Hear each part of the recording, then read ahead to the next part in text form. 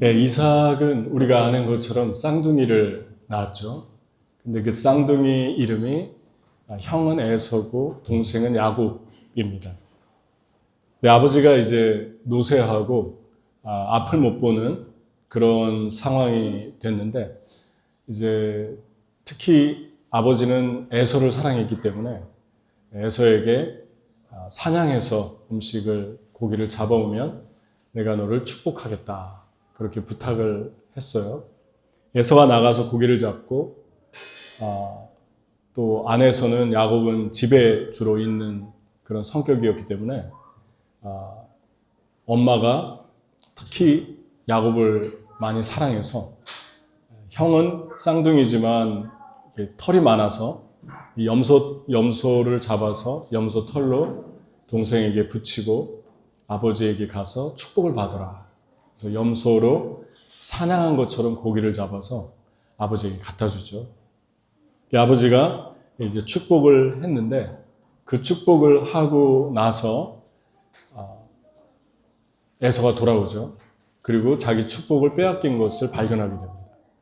그리고 자기 동생을 죽이겠다고 기회를 노리는데 엄마가 자식 둘을 어떻게 한꺼번에 잃겠느냐 그렇게 생각이 돼서 야곱을 이제 하란으로 보내게 됩니다. 하란은 자기 외삼촌이 살던 곳인데 지금의 터키 동남부 지역이라고 그래요.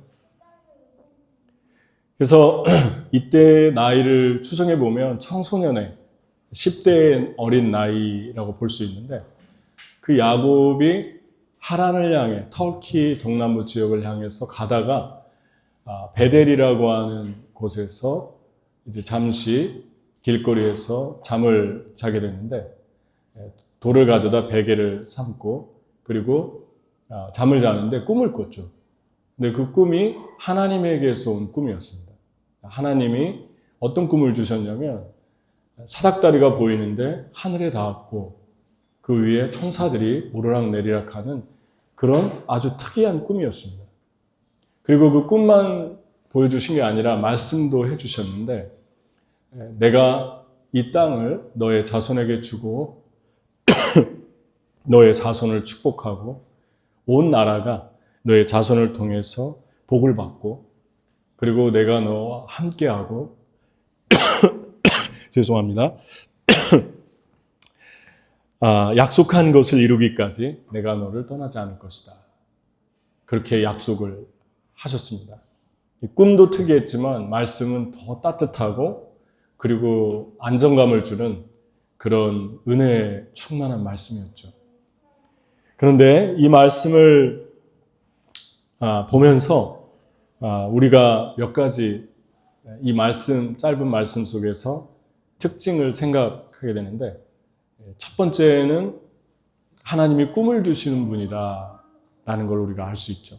근데 그 꿈은 야곱이 가장 외롭고 또 슬프고 그리고 또 가장 마음이 무너져 있을 때 주신 꿈입니다. 어린 나이에 고국을 떠나고 또 한 번도 부모를 떠난 적이 없었는데 부모를 떠나야 하는 그런 상황이었고 그리고 이제 그 앞에도 어떤 일을 당할지 전혀 예측이 불가능한 막막한 홀로 살아가야 하는 그러한 생존 앞에서 하나님이 바로 그 순간에 그 꿈은 너무 빛이 나고 소망적이고 그리고 그 꿈은 아주 찬란한 지금 상황과는 전혀 다른 정반대의 꿈을 주셨습니다. 여러분과 제가 저녁에 잘 때 꿈을 꾸는데 꿈은 우리가 꾸고 싶다고 꾸어지는 게 아니죠. 꿈은 내가 어떻게 조절할 수 없는 그런 특성을 가지고 있습니다. 마찬가지로 꿈은 꾸는 게 아니라 꾸어지는 것입니다. 특히 하나님의 꿈은 하나님이 주셔야만, 꾸게 해 주셔야만 가질 수 있는 것입니다. 그래서 하나님은 성경에서 꿈을 주시는 하나님으로 아주 자주 등장합니다. 우리가 아는 많은 사람들에게 꿈을 주잖아요. 요셉, 다니엘, 그리고 베드로, 요한, 야고보, 그리고 다윗, 아브라함, 계속 꿈을 주십니다. 그 꿈 속에서 하나님을 발견하고 따라가게 되는데 이 꿈이 너무나도 중요한 역할을 하게 되죠. 그래서 하나님이 우리에게 꿈을 주시는 분이시다. 오래전에 제가 뉴욕에서 사역할 때 사우스다코타를 선교를 매년 갔잖아요. 그런데 한 해는 어떤 처음 보는 한 고등학생 정도, 중학교 3학년인가 고등학교 1학년 정도의 소녀 하나가 나왔는데 아주 가난하고 어려운 그런 지역에 살고 있었어요. 그런데 피버 아시죠? 피버라는, 가보신 분은 알겠지만 피버라는 그 동네였는데 인디언 보호구역 중에서도 가난하고 그렇지만 많이 순수한 그런 동네입니다. 차를 타고 가는데 너는 꿈이 뭐니? 그랬더니 나는 펫시터가 되는 거다. 그렇게 얘기를 했어요. 동물을 돌봐주는 사람이 되고 싶다. 그 꿈도 소중하지만 이런 꿈을 꾼다는 것 자체가 그 사회에서는 대단한 거였어요. 우리가 볼 때는 너무 작아 보이잖아요, 아이에게는. 그런데 그 사회는 그냥 많이 해야 카지노에 가서 딜러하는 거고, 그리고 할 게 없으니까 또 어떤 분들은 그 인디안 사회를 벗어나서 다른 주에 가보고 하지만 적응을 못하고 다시 대부분 돌아옵니다, 보호구역으로. 그리고 보호구역으로 돌아와서 딜러에서 일하다가 알코올 중독도 되고, 그리고 마약 중독, 그리고 자살률이, 청소년 자살률이 17살, 18살 아이가 50% 거의 육박하는, 2명 중에 1명이 자살을 합니다. 그러니까 알코올로 교통사고를 당하고. 그러니까 부모들은, 한 집 건너 한 집의 부모들은 묘를 가지고 있는데 무덤이 나이 든 분의 무덤보다는 10대 새파랗게 꽃 같은 청춘의 자녀들의 무덤을 가지고 사는 거예요. 그러니까 너무너무 슬픈 이야기죠. 그 근본적인 원인이 꿈이 없어서 그렇습니다. 꿈은 아주 중요합니다, 인간에게 있어서. 먹고 사는 것이 다가 아니라 하루하루 작고 큰 꿈이 있어야지만 삶을 지탱할 수 있어요. 그래서 꿈은 생명과 같은 존재죠. 근데 여기에서 우리가 야곱을 생각해 볼 것은 야곱이 하나님을 바라봤다는 것입니다. 그리고 하나님을 바라봤을 때 가장 어렵고 힘든 시간에 하나님으로부터 꿈이 주어졌어요. 하나님 바라본 증거는 몇 가지가 있는데, 비록 방법은 좋지 않지만 에서의 장자권을 팥죽을 끓여서 형에게 딜을 하면서 밖에서 일하고 돌아왔는데 팥죽을 내가 줄 테니까 당신의 장자권을 나에게 팔아라. 그 장자권은 하나님과 연결되어 있었어요, 그 당시는. 그래서 하나님의 사람 아브라함과 이삭과 야곱은 하나님의 종이었기 때문에 하나님이 그들이 축복하는 대로 축복이 임하는 그런 특별한 권세를 하나님이 주셨습니다. 그렇게 볼 때 에서는 장자권을 넘기면 안 되는 거였어요, 하나님을 생각한다면. 그런데 내가 배고파 죽겠는데 내 장자권이 무슨 소용이냐 하고 넘겼어요. 그런 것만 보아도 에서는 경솔했고, 그리고 에서는 부모의 마음에 상처를 주는 일들을 몇 가지 했는데, 가장 큰 게 가나안의 헷 여인들, 아주 문란한 여러 여인들과 결혼을 했어요. 아내로 맞이했습니다. 그래서 새번역 현대인의 성경을 읽어보면 내가 에서 때문에 사는 낙이 없는데 이제 어찌하리요? 그렇게 리브가가 한탄합니다. 따라서 야곱은 비록 이렇게 좀 약은 것 같고 좀 이렇게 속이는 자 같지만 이 중심에 하나님을 향한 마음이 있었음을 알 수가 있죠. 물론 하나님의 은혜였지만 하나님께서 이 아들에게 이렇게 꿈을 어쨌든 주십니다. 그리고 두 번째 이 말씀의 특징은 아브라함의 하나님, 이삭의 하나님, 야곱의 하나님이다, 그렇게 표현을 했어요. 나는 아브라함의 하나님, 이삭의 하나님이다. 아브라함은 할아버지고 이삭은 아버지죠. 왜 그러면 이 두 사람의 이름을 거론했을까요? 야곱에게. 아브라함은 이미 죽었지만 로마서 4장 16절에 아브라함의 믿음을 이렇게 표현했어요. 그러므로 상속자가 되는 그것이 은혜에 속하기 위하여 믿음으로 되나니 이는 그 약속을 모든 후손에게 굳게 하려 하심이라. 율법에 속한 자에게 뿐만 아니라 아브라함의 믿음에 속한 자에게도 그러하니 아브라함은 우리 모든 사람의 조상이라. 이스라엘의 조상은 모세도 있잖아요. 근데 모세가 어떻게 보면 더 중요한 것 같아요. 왜냐하면 율법을 받은 사람이 모세고 이스라엘 국가가 뚜렷하게 형성된 그 선명한 시작도 모세 같아요. 그런데 아브라함 때는 조그만한 족속, 부족 국가로 조그만한 사람들이 인구도 몇 안 되는 사람들이 옮겨 다녔거든요. 그런데 모세를 조상이라고 하지 않고 아브라함을 조상이라고 합니다. 믿음의 조상이라고 하는 것은 아브라함이 간 길을 모든 사람이 따라가게 발자국을 남겼다는 것입니다. 우리는 모세를 따라가는 사람들이 아니라 아브라함을 따라가는 사람들이라는 거예요. 아브라함이 왜 중요합니까? 아브라함은 믿음으로 주님을 바라봤죠. 그래서 믿음의 조상이라고 해요.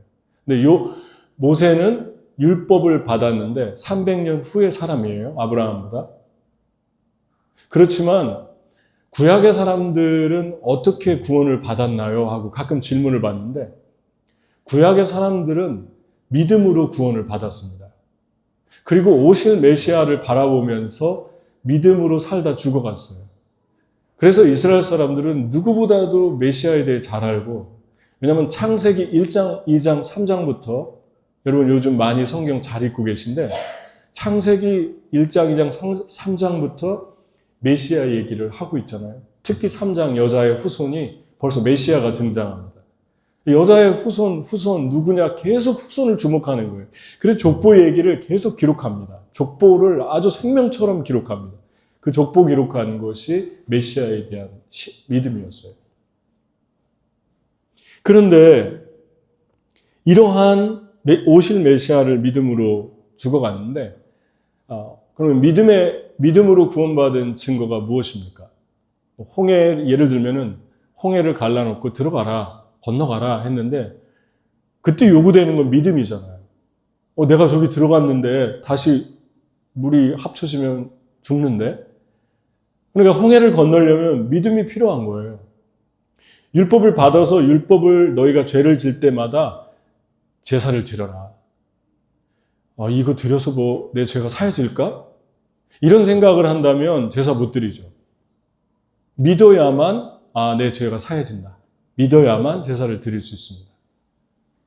요단강을 가르치는 것도 믿음이었고 그 외에 성경에 많은 그 이야기들, 특히 만나를 주시면서 매일 주셨는데 6일째는 2배를 줄 테니까 7일째는 가지 마라. 가봤자 없을 거다. 그랬는데 그것도 믿어야지 안 가잖아요. 근데 7일날 간 사람들은 하나도 못 찾는 거예요. 갔는데 아무것도 소득이 없어요. 그리고 매일 거둔 만나는 그날 먹어라. 그 다음 걸 줄게. 그랬는데 걱정돼서 남겨놓은 사람은 다 벌레가 먹는 거죠. 근데 6일날 거둔 거, 지금으로 말하면 토요일날이라고 가정을 하면 6일째 거둔 것은 그 다음 날이 돼도 썩질 않는 거예요. 안식일 날이 돼도. 이것을 전부 믿음과 연결되어 있잖아요. 믿지 못하면 이렇게 못 사는 거예요. 그래서 하나님이 구약의 성도들에게도 무엇을 통해서 구원을 주십니까? 믿음을 통해서 구원을 주십니다.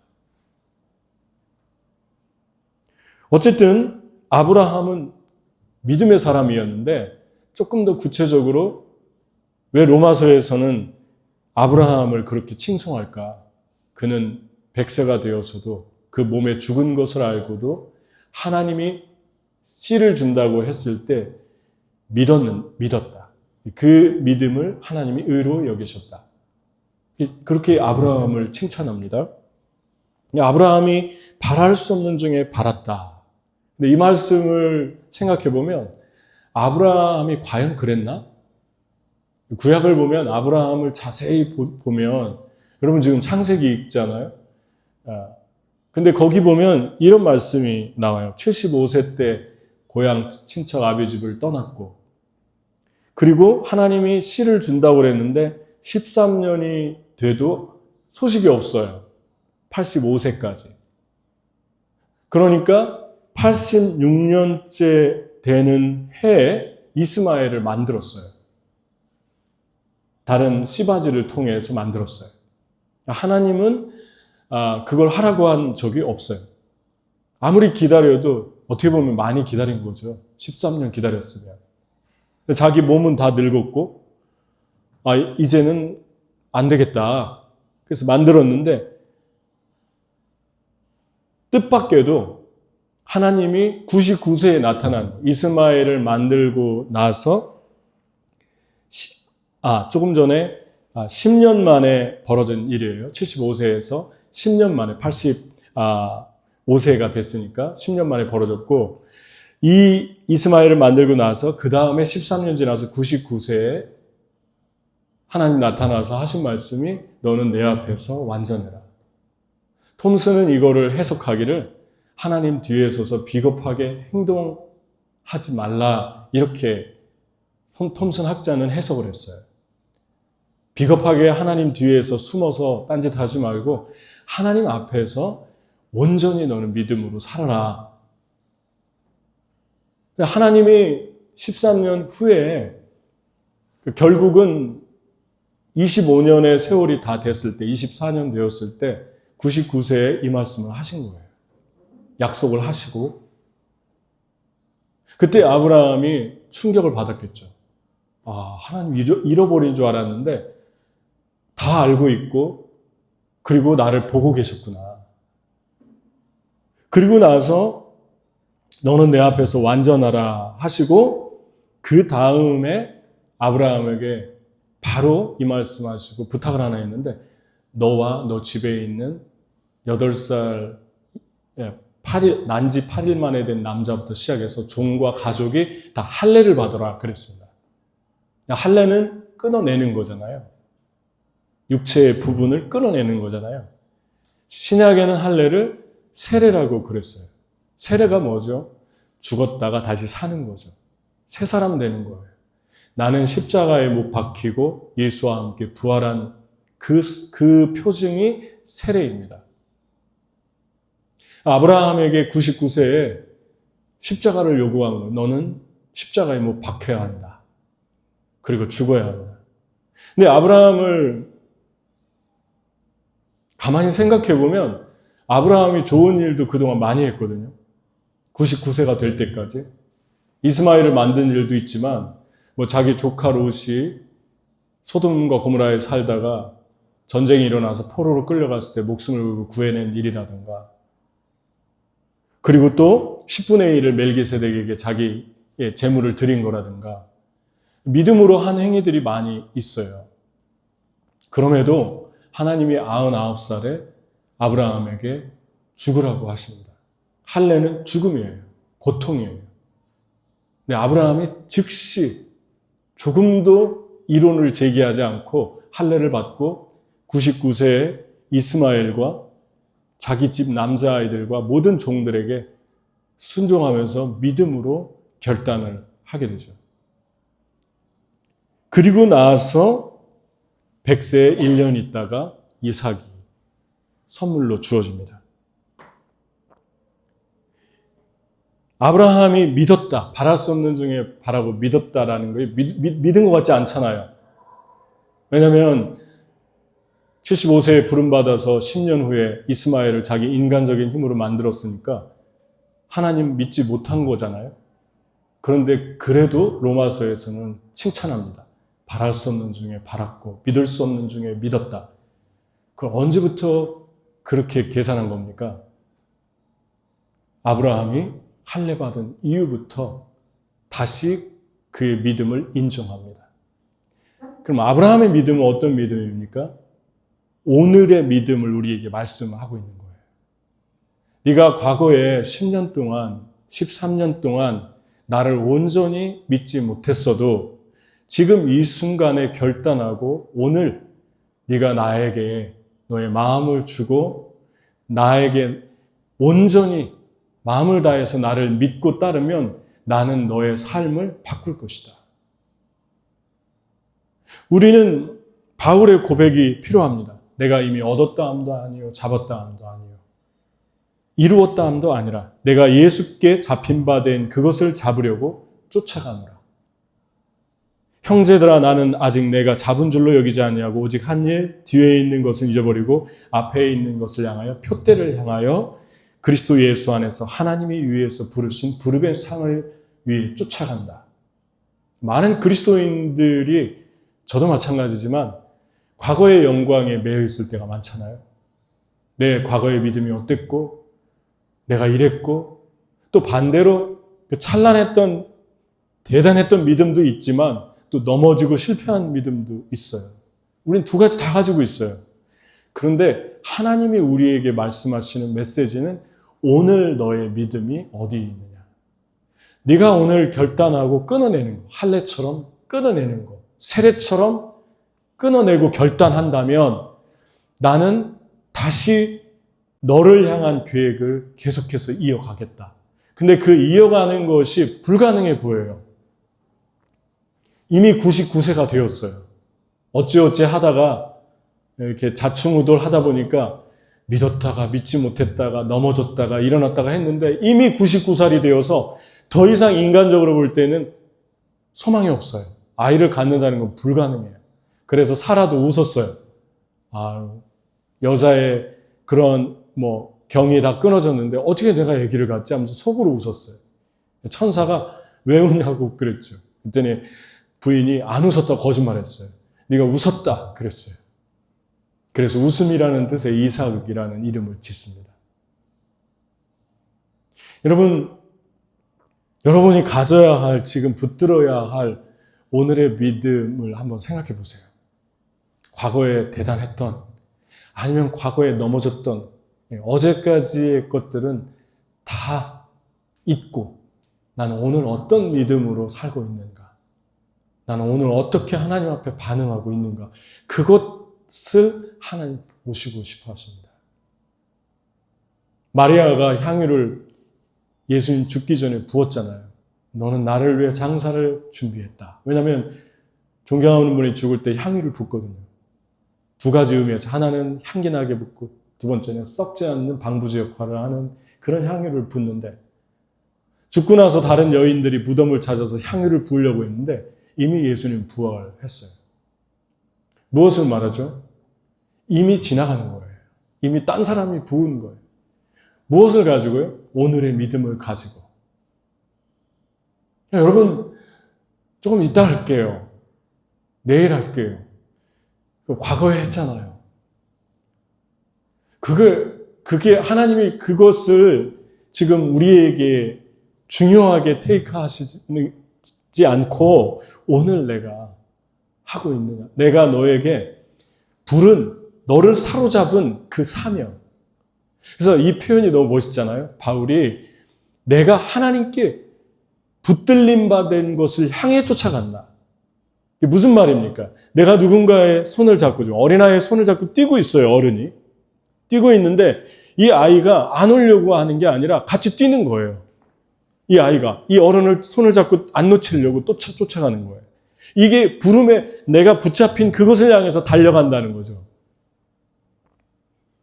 그러니까 하나님이 뛸 때 우리도 뛰고, 하나님이 일하시면 우리도 해야 되고, 하나님이 은퇴를 얘기하지 않으면 은퇴할 수 없는 거예요. 그리스도인의 삶은, 그리스도인의 사명은 여러분의 잡을 갖다가 그만두고 은퇴할 수 있지만 우리들에게 준 궁극적이고 본질적인 사명은 은퇴라는 말이 전혀 어울리지 않습니다. 죽을 때까지 해야 되는 거예요. 죽을 때까지 주를 위해 살아야 되는 거예요. 하나님 여러분 잡으신 것이 무엇입니까? 그래서 알고 있나요? 저는 알고 있는 것 같아요. 제가 갈 길을. 여러분도 아셔야 돼요. 나는 무엇을 위해서 살다가 가장 내 생명이라도 내놓을 수 있을 만큼 내 모든 걸 걸고 따라가야 될 하나님, 나를 이 땅에 보내시고 만드시고 세상에 하나밖에 없는 나를 오늘도 존재하게 하시는, 죽음과 삶을 붙들고 계신 분이 오늘 또 우리를 생명을 주셨잖아요. 새날을 주셨잖아요. 하나님의 선물이잖아요. 그 오늘의 믿음을 한번 생각해 보세요. 오늘의 믿음을 회복한 사람들에게 네 가지 두드러지는 특징이 본문에서 나타납니다. 첫 번째는 소돔과 고모라에 사는 죄인들을 향한 긍휼한 마음이 생겼어요. 아브라함은 전에는요, 할례받기 전에는 비겁한 모습과 더하기 교활하다고 할까요? 이기적이라고 할까요? 그런 모습이 많이 나타나죠. 그 중에 하나가 자기 조카 롯이 나는 소돔과 고모라 땅을 선택하겠다. 먼저 선택하게 했는데 그 당시에 소돔과 고모라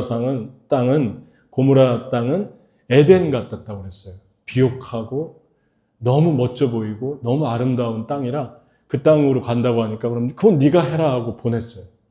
아브라함이 그 땅이 소돔과 고모라라는 땅이 죄악이 만연한 땅이라는 걸 알면서도 그냥 보냈어요.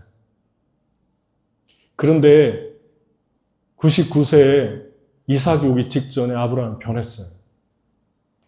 천사 3명이 와서 소돔과 고모라 성을 심판한다고 하니까 아브라함이 포기하지 않고 거의 5번 넘게 부탁합니다. 50명 있어도 멸망시킬래요? 45명, 40명, 30명, 20명, 10명, 의인 10명이 있어도 그 땅을 멸망시킬래요? 이게 무슨 말입니까? 제발 그 땅을 멸망시키지 마세요. 아브라함이 변했어요. 전에는 뭐 거기서 살든 말든 관심도 없어요. 자기 조카인데도 저 땅에 가면 분명히 제가 타락하겠다. 별로 그렇게 신경 쓰지 않습니다. 그런데 이 소돔과 고모라 성에 사는 사람들을 비난하기 전에 이 땅의 영혼들이 불쌍한 거예요. 여러분과 저는 어떻습니까? 우리도 그런 생각이 들 때가 있잖아요. 너무 죄악이 뻔하게 보이면 내가 속해 있는 데나 내가 보고 있는 도시나 내가 살고 있는 땅이 미워지잖아요. 저는 솔직히 말해서 미워질 때가 많아요.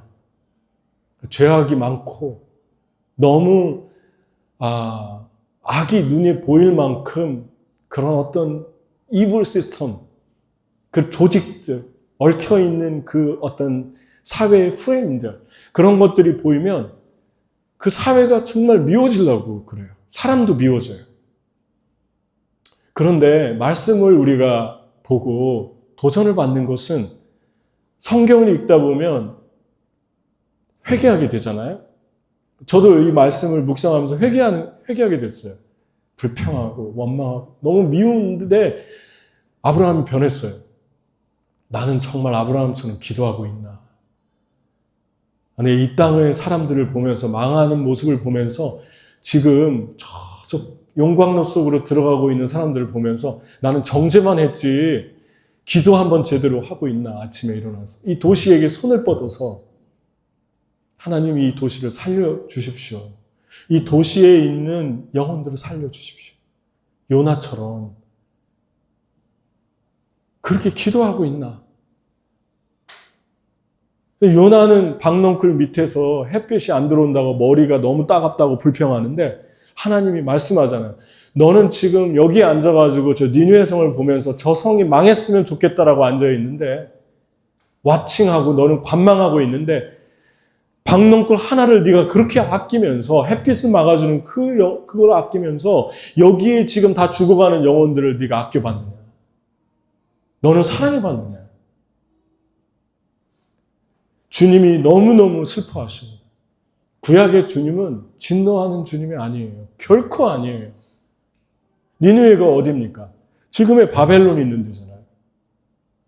지금의 이라크, 이란 아닙니까? 그 우상을 섬기던 나라, 다신론의 나라를 향해서 하나님이 요나를 보내잖아요. 그분이 하나님입니다. 첫 번째 변화입니다. 소돔과 고모라를 향한 정죄 이전의 눈물, 애타는 간, 자기 조카 롯만 살리기 위해서 그런 건 아니라고 저는 봅니다. 그 땅에 의인 50명이 있을 겁니다. 불쌍히 여겨달라고, 멸하지 말아달라고. 두 번째 회복한 사람은 생수가 나오도록 막힌 우물을 뚫어줍니다. 이삭이 나오는데요. 나는 이삭의 하나님이다. 이삭을 보면 두 가지가 특징이 두드러집니다. 그 두 가지가 뭐죠? 하나는 우물 이야기예요. 아버지 아브라함 때 아버지라고 그래요. 성경에는. 네, 아버지는 조부이, 여기서 말하는 조부입니다. 할아버지. 아브라함이 우물을 팠는데 이스라엘의 부자의 3대 조건 중에 하나가 우물이고 하나가 옷이고 세 번째가 토지예요. 우물이 많아야지 부자인 거예요. 아브라함이 우물을 많이 팠는데 블레셋 사람들이 시기해가지고 우물을 다 막았어요. 당신도 마시지 말고 우리도 마시지 말고. 다 막았는데 아브라함이 죽고 나서 이삭이 그 막은 우물을 다 파냈어요. 다시. 그 막아놓은 돌, 막아놓은 그 여러 가지 장애물들 다 뽑아냈어요. 그리고 물이 흐르게 했어요. 또 물 얘기죠. 물이 무엇입니까? 생명입니다. 우물이 무엇일까요? 사람 안의 영혼, 우리 안에 있는 영혼입니다. 그래서 마틴 로이드 제가 좋아하는 설교자가 있는데 영국의 웨일즈의 강해 설교의 최고였던 그 마틴 로이드 존스가 부흥이라는 책에서 그런 말을 해요. 우리는 우물을 다시 파야 된다. 우물을 다시 파려면 두 가지가 필요한데 하나는 성경이고 두 번째는 역사다. 그래요. 우리는 성경을 통해 하나님이 어떤 길을 걸어갔나 다시 파야 되고 두 번째는 역사를 통해 하나님이 부흥을 주실 때마다 어떻게 행하셨나 다시 똑같이 관찰해야 된다. 역사를 통해서 오늘을 살아가야 된다. 이 두 가지를 제시해요. 어쨌든 한 사람의 영혼에서 생수가 터지면 예수님 말씀대로 나를 믿는 자는 그 배에서 생수가 터지리라. 사람을 우물로 봤잖아요. 파운틴이 솟아오래요. 스프링처럼 솟아오리라. 그런데 그 터지면 어떤 일이 일어납니까? 기쁨, 사랑, 소망, 감사, 열정, 성경 읽기, 기도, 그리고 매일 아침 하나님 기대하기. 그냥 기대가 생기는 걸 어떡합니까? 아침이 되면. 꿈이 생기는 거예요. 여러분, 이게 얼마나 큰 축복인지 아시잖아요? 생각해 보셨습니까? 내 안에 계속 소망이 생겨요. 어려움이 와도 또 자고 일어나면 소망이 생기고 또 도전해보고 싶고 하나님으로부터 오는 거 당연한 거 아니에요. 여러분 안에서 지금 하나님이 샘물을 뿜어내서 더러운 물을 다 겉물을 뽑아내는 거예요. 그 겉물이 무엇입니까? 흙탕물이 어떻게 샘물로 쫓겨나죠? 걷어지죠? 미움, 시기, 질투, 원망, 감사치 않음, 더러운 생각, 부정적인 거, 낙심, 절망, 우울, 이러한 모든 그 흙탕물을 다 쏟아내는 거죠. 우리 안에서 우물이 터지면. 이삭이 우물을 다시 터지게 다시 팠다. 새로 판 게 아니라 다시 팠다고 하잖아요. 마틴 로이드 존스는 부흥이 한 번도 세상을 통해서 온 적이 없다고 그래요. 교회를 통해서 왔지. 맞잖아요? 부흥의 역사를 읽어보면 하나님이 이 땅에 부흥을 주실 때 소수의 사람들이 모여서 예배할 때 한 사람 한 사람을 revival 그러잖아요. 다시 살린다. revival은 예전에 한번 살았던 사람들을 맛을 보았던 사람들 다 죽어가는데 다시 살리는 게 revival, 부흥이에요. 그게 우물을 다시 파는 거예요. 저는 너무너무 공감합니다. 하나님은 예수님 안 믿는데 어떻게 부흥을 줍니까? 어떻게 예수님을 모르는데 성경을 읽으라고 해요?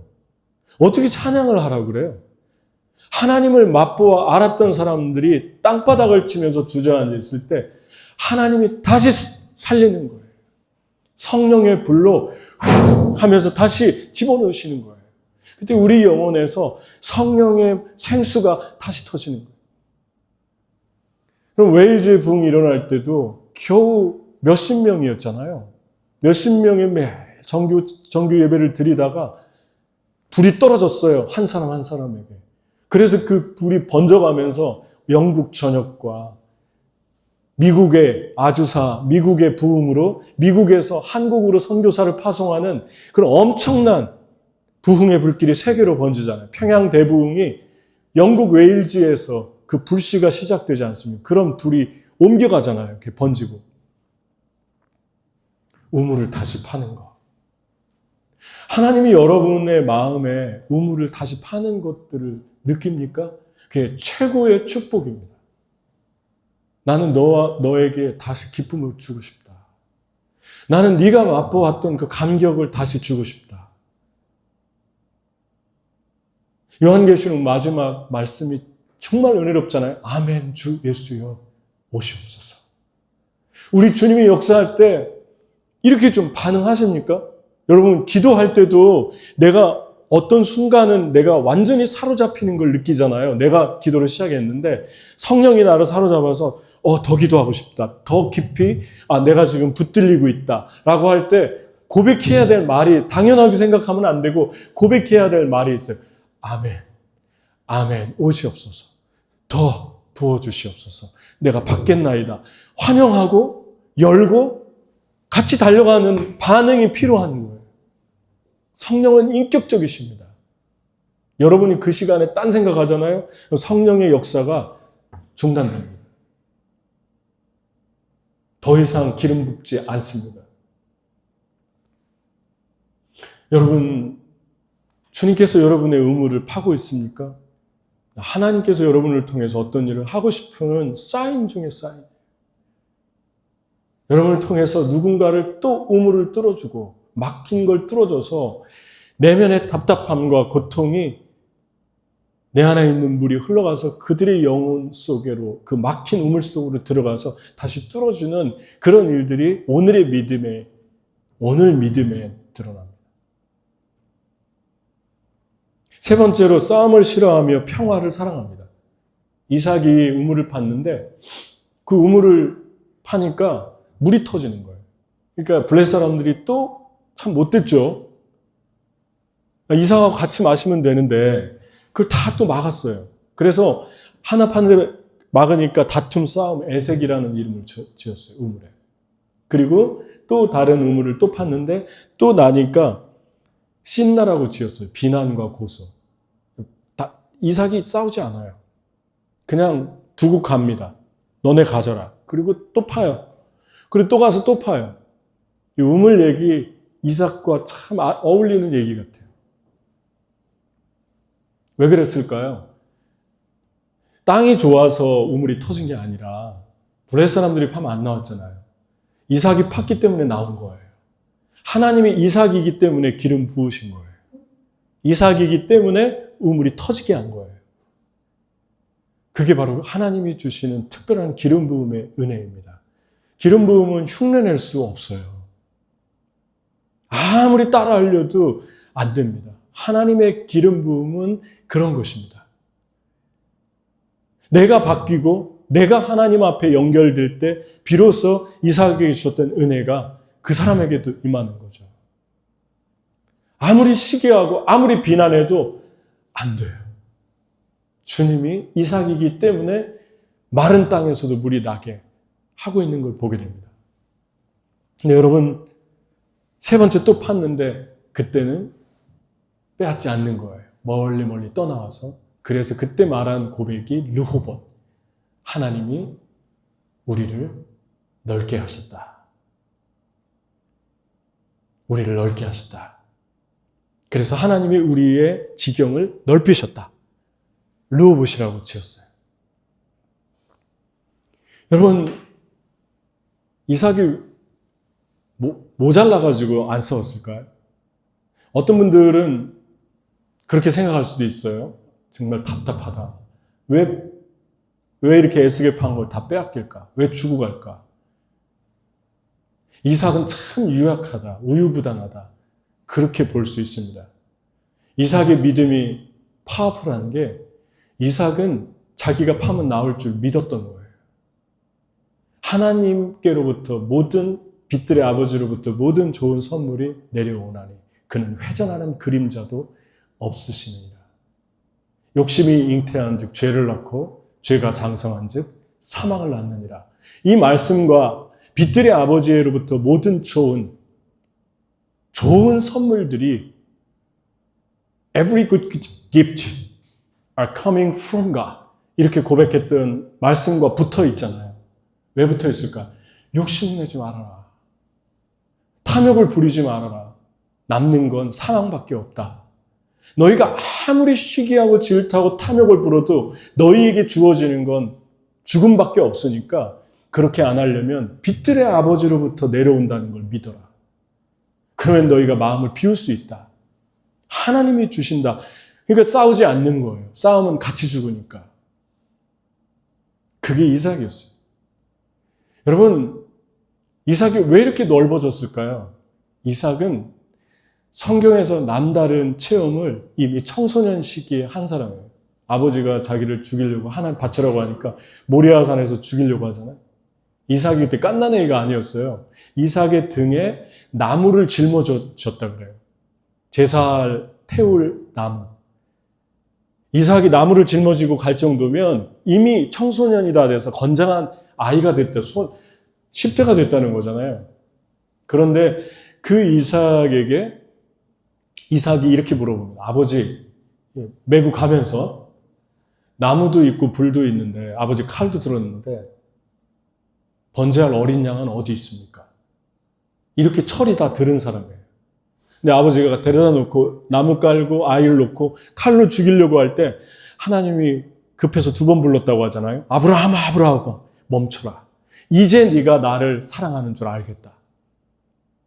그리고 돌아보니까 수량이 있어서 여호와 이레 준비하신 하나님 그 수량을 바칩니다. 이것을 아브라함만 보고 들은 게 아니라 이삭이 그 자리에 있었어요. 그리고 그때 이삭은 죽었어요, 이미. 그리고 자기 아버지가 얼마나 하나님을 사랑하는가 봤고, 그리고 하나님이 시험하는 것이 어떤 건가를 다 본 거예요. 그러니까 이삭은 그 영혼이 어마어마한 체험을 이미 어렸을 때 한 거예요. 아, 죽으면 사는구나.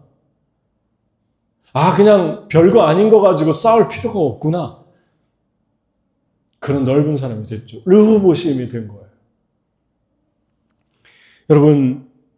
여러분은 조그마한 거 가지고 싸웁니까? 아니면은 평화를 사랑해서 그냥 져주고 양보해 줍니까? 하나님이 목숨을 걸고 지키라는 건 지켜야겠죠.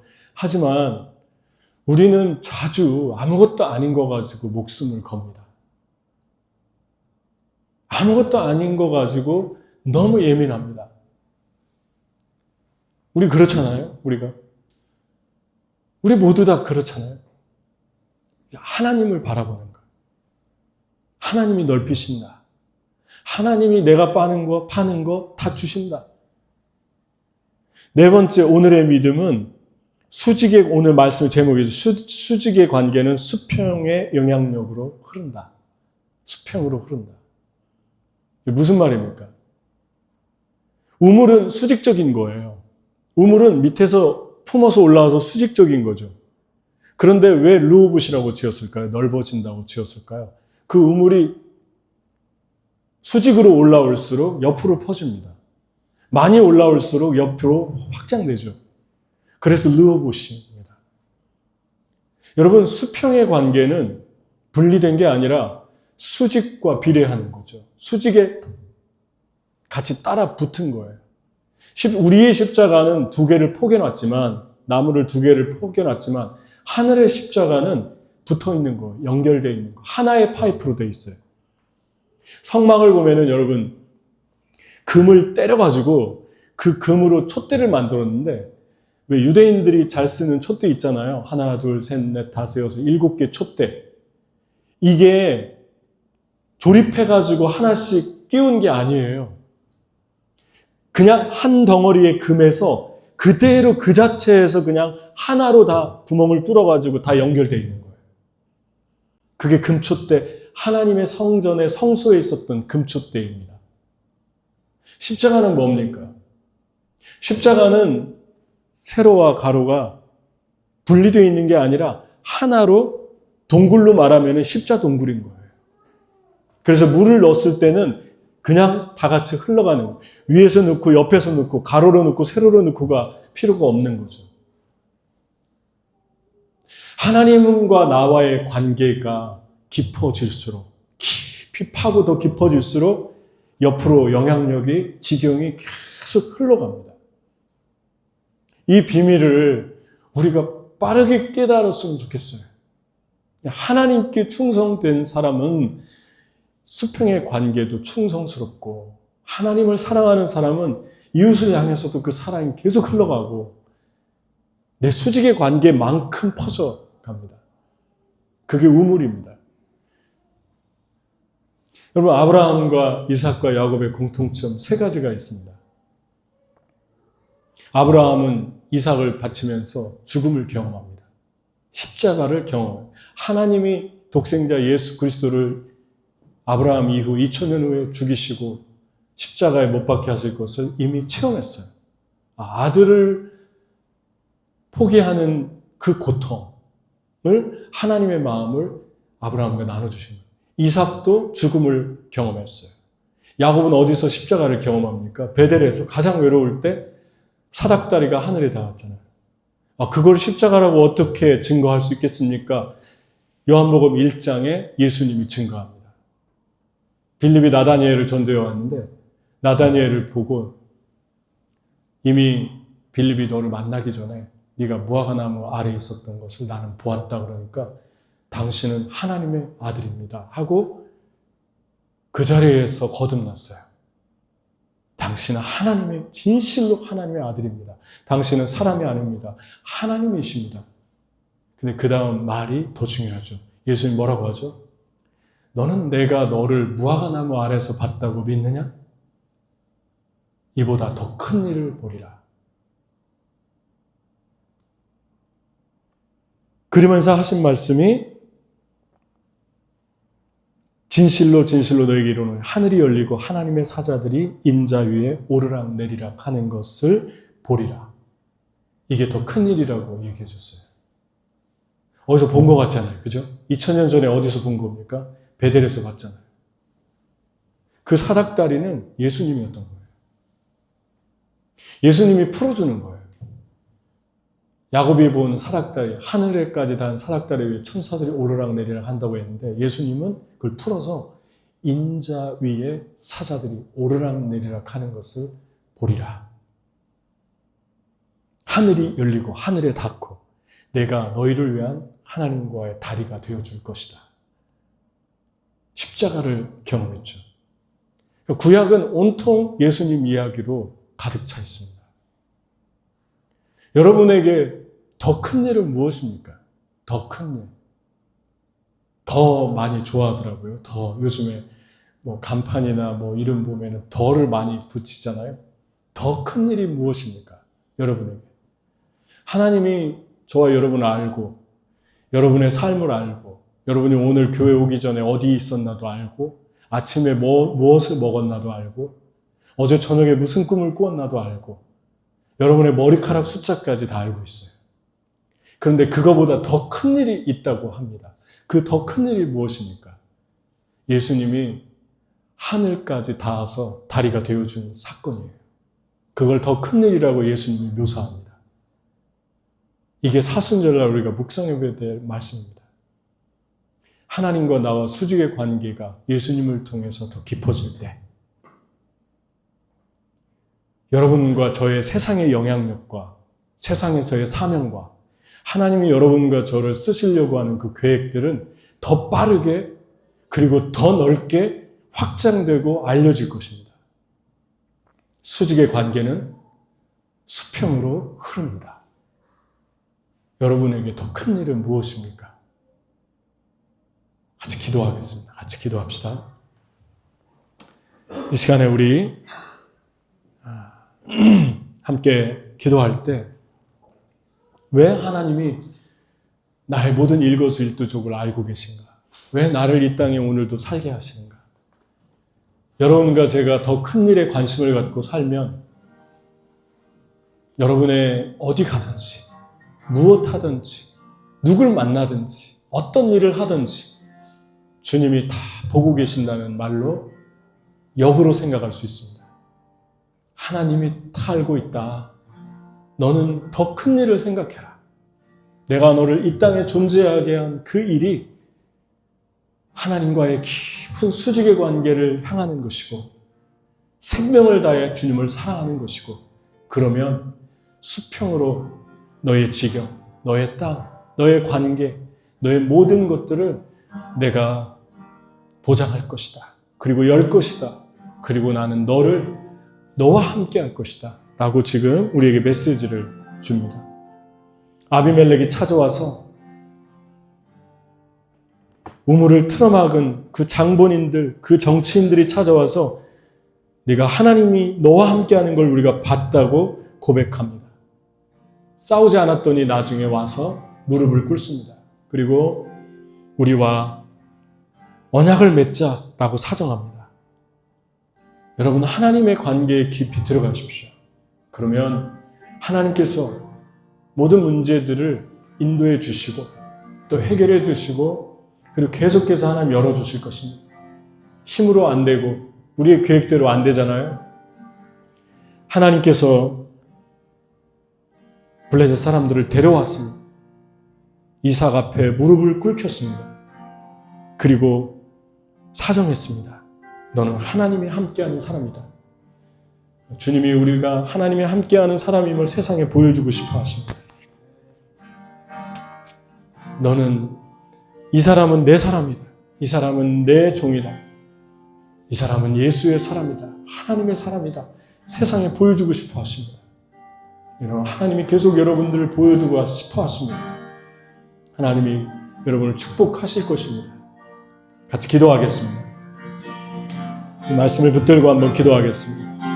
하나님, 내가 수직의 관계에 있게 해주시고 하나님이 나에게 준 부름의 상을 향해 쫓아가게 해주시고 하나님이 나에게 말씀하신 그 부름의 상을 향해서 나아갈 수 있도록 도와주시기를 간절히 기도합니다. 하나님 아버지, 하나님이 말씀하신 그 부름의 상을 향해서 나아갑니다. 하나님, 내가 그 부름의 상을, 하나님 나에게 주신 그 사명을 쫓아갑니다. 하나님, 날마다 더 관계가 깊어지길 원합니다. 하나님, 아버지 하나님께서 나에게 주신 그 더 큰 일에 우리의 마음을 쏟게 하시고 우리의 영혼을 쏟게 하시고 우리에게 준 그 아버지 하나님의 부름의 상 그리고 우리를 사로잡은 그 은혜들을 붙들고 나아갈 수 있도록 인도하여 주시옵소서. 우리 오늘의 믿음을 가졌으면 좋겠습니다. 우리 주님이 메시지를 통해 오늘 우리에게 주시는 말씀이라고 믿습니다. 하나님, 내가 오늘 믿게 해 주시옵소서. 내 과거의 영광 또 과거의 실패 모든 것들을 다 이제 주님께 올려드리고 내가 오늘 주님께 반응하며 살겠습니다. 내가 믿음으로 살겠습니다. 내가 주님이 음성을 들으며 살겠습니다. 우리 같이 기도하겠습니다. 하나님 아버지, 내가 오늘 우리의 삶에서 오늘 믿게 해주시고 우리의 과거 또 우리의 과거에 주셨던 영광들과 또 우리의 과거에 주셨던 승리들과 또 우리의 넘어짐들 이러한 모든 것들을 다 내려놓고 오늘 아버지 주님을 잘 믿을 수 있도록 인도해 주시기를 간절히 기도합니다. 긍휼히 여길 수 있도록 도와주시기를 간절히 기도하고 나옵나이다.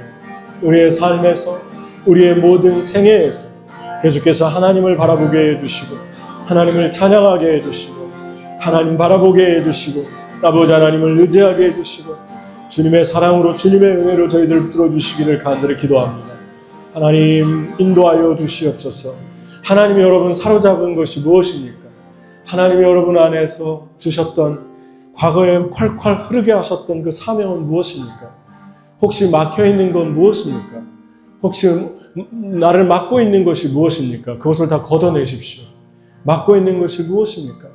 어떤 것입니까? 다 걷어내십시오. 다시 물이 흐르게 하십시오. 하나님의 사랑으로 주님의 은혜로 기도로 말씀으로 물이 흐르게 하십시오. 여러분의 생수가 터질 것입니다. 그 배에서 생수의 강이 터질 것입니다. 같이 기도하겠습니다. 하나님, 내가 나를 사로잡은 그 사명을 쫓아가게 해 주옵소서. 같이 기도하겠습니다. 하나님 아버지 감사합니다. 하나님, 나에게 주신 아버지 하나님의 사명과 나에게 주신 하나님의 그 부탁하신 일들을 향해서 달려갈 수 있도록 도와주시고, 아버지 주님께서 인도해 주시고 성령께서 함께하여 주시고 선하신 하나님의 은혜로 저희들을 이끌어 주시기를 간절히 소원하옵나이다. 하나님 아버지, 우리의 영혼이 다시 살아나게 도와주시고, 우리의 영혼이 뜨거워지게 도와주시고, 우리의 영혼이 다시 불타게 도와주시고, 우리의 영혼이 다시 하나님을 바라볼 수 있도록 인도해 주시기를 간절히 기도하고 나옵나이다. 하나님 아버지, 저희들의 영혼이 다시 뜨거워질 수 있도록, 저희들의 영혼이 다시 살아날 수 있도록, 저희들의 영혼이 다시 주님과 다시 동행할 수 있도록, 저희들의 영혼에서 생수의 강이 터질 수 있도록, 기쁨의 강이 터질 수 있도록 인도해 주시기를 간절히 기도하고 나옵나이다. 저는 옥하는 목사님을 참 존경하는 분 중에 한 분인데, 그분의 책을 한번 오래전에 읽었는데, 그분 은혜가 참 충만하신 분이라고 생각하는데, 자기는 늘 중학교 때 받았던, 수련회 받았던 그 은혜를 한 번도 잊은 적이 없다고, 다시 그리로 돌아가고 싶다고, 그 천진난만한 어린애 같은 고백을 60이 넘어서도 이제 70이 다 돼가는 나이에도 했던 걸 제가 아주 인상 깊게 읽었던 적이 있어요. 여러분, 하나님의 은혜를 사모하는 마음이 얼마나 컸던가를 우리가 볼 수 있잖아요. 여러분과 제가 이런 마음을 가졌으면 좋겠습니다. 하나님, 내가 다시 내 영혼이 부흥이 일어나기를 원합니다. 내가 가장 은혜스러웠던 그 순간보다 더 은혜스러워지기를 소망합니다. 내 영혼이 더 뜨거워지기를 소망합니다. 하나님, 내 영혼이 다시 불타기를 소망합니다. 하나님, 나의 영혼을 불태워 주옵소서. 우리 같이 기도하겠습니다. 하나님 아버지, 감사합니다. 이 시간에 우리가 기도합니다. 성령 하나님 불어주시고, 하나님 인도해 주시고, 저희들의 영혼이 냉랭하고 차갑고, 저희들의 마음이 식어지고, 저의 마음이 너무나도 강팍해지고, 하나님, 세상의 염려와 그리고 아버지 두려움과 걱정으로 막힐 때가 참 많이 있습니다. 하나님 아버지, 나의 영혼이 뜨거워지게 해주시고, 하나님을 바라보게 해주시고, 온전히 하나님을 소망하게 해주시고, 하나님을 예배하게 해주시고, 온전히 하나님을 향할 수 있도록 인도해 주시기를 간절히 기도합니다. 주님, 불쌍히 여겨 주시옵소서. 하나님, 긍휼히 여겨 주시옵소서. 하나님의 그 사랑으로 주님께서 인도하여 주시고, 성령께서 함께하여 주시고, 저희들 온전히 주님만을 바라볼 수 있도록 도와주시고, 우리의 영혼이 뜨거워지게 도와주시고, 우리의 영혼이 다시 불타게 도와주시고, 하나님, 생수가, 은혜가, 생명이, 평안이, 기쁨이, 소망의 샘이 터지게 하여 주옵소서. 하나님, 우리 성도들에게 소망의 샘이 터지고 다시 하나님과의 수직적인 관계가 더 깊어질 때, 하나님, 이 땅에 그 생명이 수평으로 계속 그 지경이 확장되게 해주시고, 더 많은 사람들 만나게 해주시고, 영향력을 흘려보내게 해주시고, 우리가 밟는 모든 땅들이 하나님의 땅 되게 해주시고, 우리가 밟는 모든 나라가 하나님의 나라 되게 해주시고, 하나님 아버지여, 우리의 관계가 하나님 아버지여 너무나도 얇고 좁은 관계가 아니라 넓고 깊은 관계로, 사람과의 관계, 나와 소유와의 관계, 나와 물질과의 관계, 그리고 나와 가족과의 관계, 나와 친구와의 관계, 나와 일과의 관계, 이 샬롬의 관계가 계속해서 르호봇이 될 수 있도록 하나님 확장시켜 주시옵소서. 하나님, 우리를 다시 살려주시고, 우리의 영혼이 다시 주님 앞에 순금처럼, 정금처럼 순수하게 불타오르게 해 주옵소서.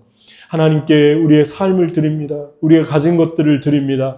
이 교회를 긍휼히 여기시고, 또 한 영혼들이 이 교회를 통해서 다시 살아나고, 그 영혼의 우물이 다시 흐르고, 다시 그 영혼 속에서 생수가 터지고, 하나님의 생명이 많은 영혼들에 흘러가게 해 주옵소서.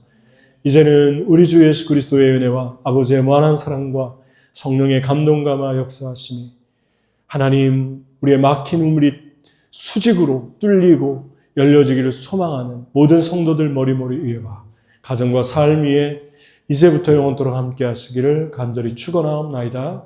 아멘.